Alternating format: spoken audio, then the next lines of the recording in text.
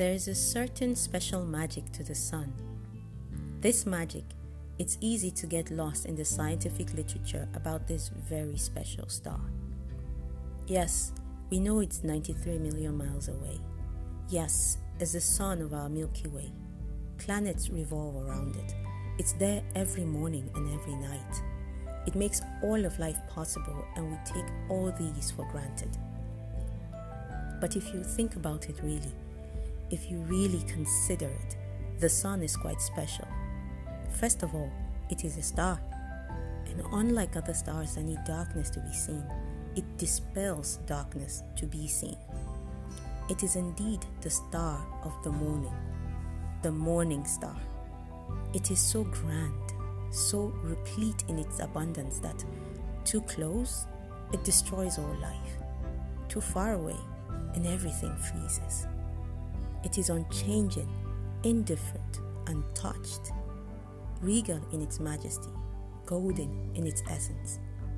The ancients were so in awe of the sun that they worshipped it. Who could blame them? Flowers blossomed because the sun shone.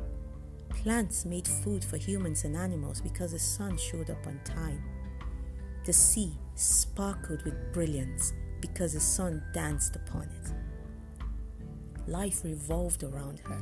So worship was integral, worship was needed. Worship was their default mode in regarding her. Even in science today, with all that we know, we still cannot unravel the sun. Scientists disagree, send probes, debunk myths, and allude all to her. Across the span of time, gods and goddesses aligned to the sun. From Constantine's sun superimposed by the cross, to Jesus, himself called the Son of Righteousness. This sun commands our attention, our religions, our science, and our art. In Africa, especially my corner of it, the best and most powerful part of the sun is in its earliest hour, the first crack of dawn, that first ray of light that dispels darkness, the rising sun. Men call their beloved wives after the sun, mothers their children, priests their gods. Any and everything that was magnificent, majestic, lovely, beautiful, godlike, and resolute, they named after the sun. They believed that the sun's power dispels darkness.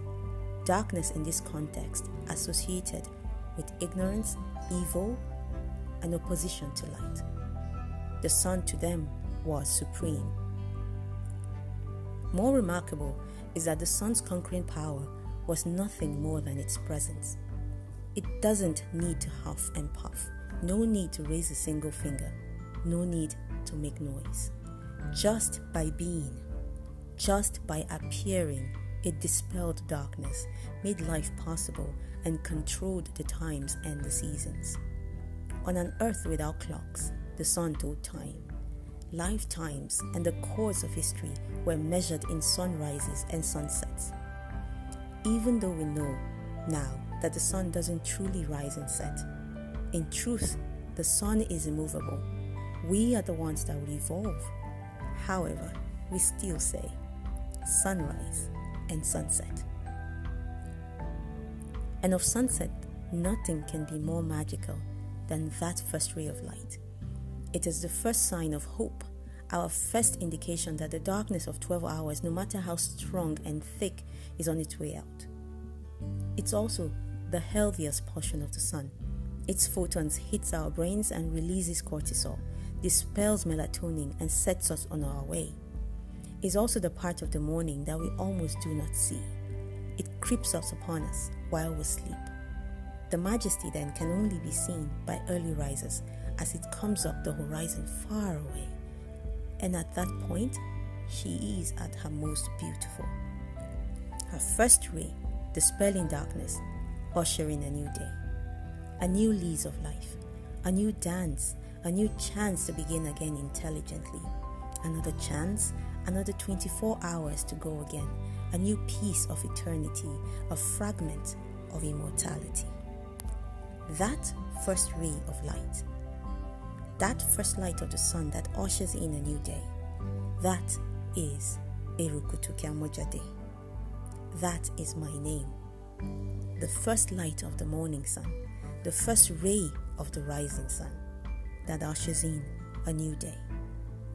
Born on the 8th day of the 12th month, in the wee hours at the first light.